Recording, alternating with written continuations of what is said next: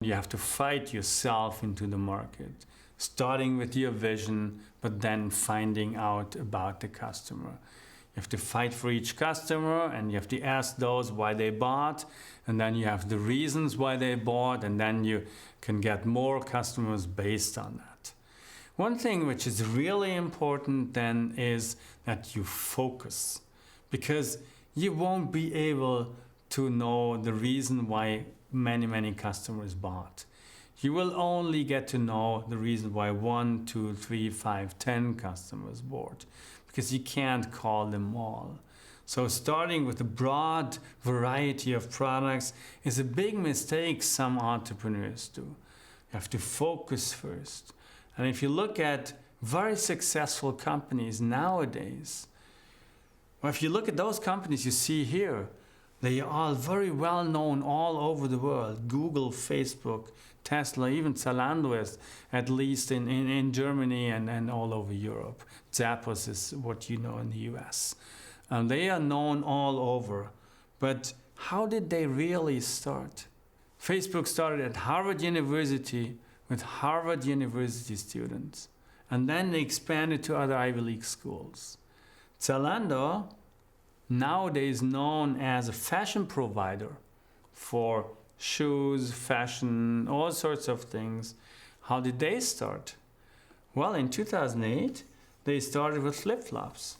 Because I actually do remember the times around 2000 when people talked about Amazon and says, yes, you can sell books via internet because books are standardized. They all look the same, but you can never sell fashion.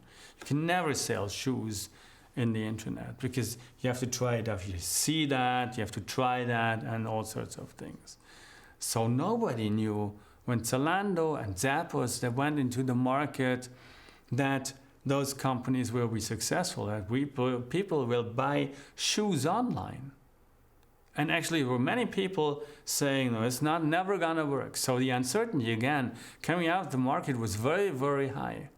So what do you do in that situation? You start with a minimum viable product, which is a flip-flop. Because flip-flops are not heavyweight.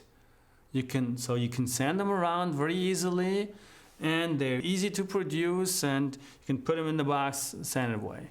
So it's a good product to start with your first hypothesis. I can sell shoes online. Whether you consider this a shoe or not, this is not what I'm talking about. But am I able to sell shoes online? Well, if it works for flip-flops, maybe I take the next model, I take shoes. And maybe I start with some shoes which I can buy in a department store downstairs. Whenever someone buys from my website, I walk down into the department store, I package the shoes from the department store, send it out. I'm losing money by then, but I prove my next hypothesis. I can sell more shoes than only flip-flops. And they found out, yes, it's gonna work. So why don't I try fashion? You see, all of those companies we've seen on the slide before, Zalando, Facebook, they started with a very clear focus. And why did they start with a very clear focus? Because of entrepreneurial marketing, because of the processes we've seen before, because you have to fight for your first, second, third customers by yourself. Then you have to call those customers. And you can only do that properly if you focus. And this is also why all of those startups, if you look at that from Porter's framework of competitive strategies, basically start narrow. Start with a focused, mostly differentiation strategy before, in those cases we've seen before, they go broad. If you look at that nowadays, you can see that these startups might have a different strategy, but in most cases, they started really being very narrow and changed their perspectives, changed their strategy over time. if you go on looking at that from Porter's perspective and look at the relationship between market share and profitability, in most cases, startups also, I mean, they start with zero, but they start where the market shares are comparably low. This is what you have to do as a startup. Because on the one hand, a low-cost leadership strategy normally doesn't work out for a startup because you do make too many mistakes. On the one hand, that are costly. On the other hand, you do not have those economies of scale which other companies used in order to pursue the low-cost strategy.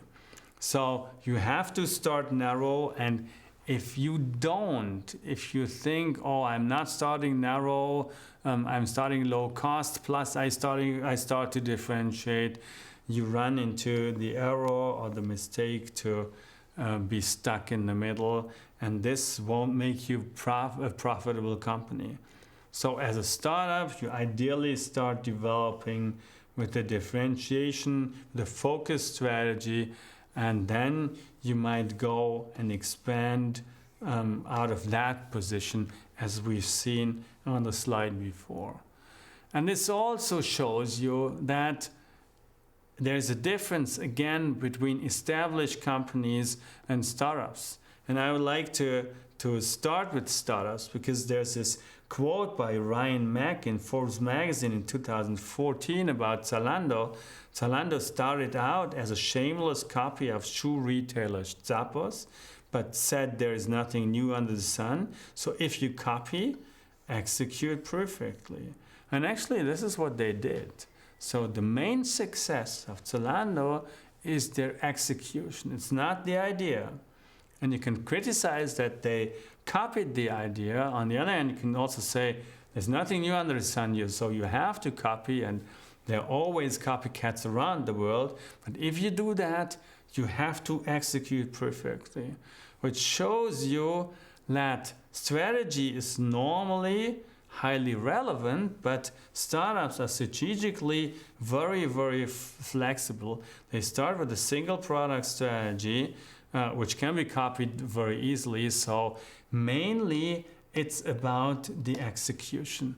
It's not about strategy. So startups is not about strategy, it's about execution. It's about all those things we've said before, which also shows you, and this is from the Profit Impact on Market Strategy study here, that normally in a corporate setting, in an established company setting, the success of these companies is driven 70% by strategic variables and 20-30% by execution, operative efficiency, and so on. Startups, vice versa. Startups are driven by execution. You can easily see why execution is so important, because it leads you to the right track of doing right entrepreneurial marketing.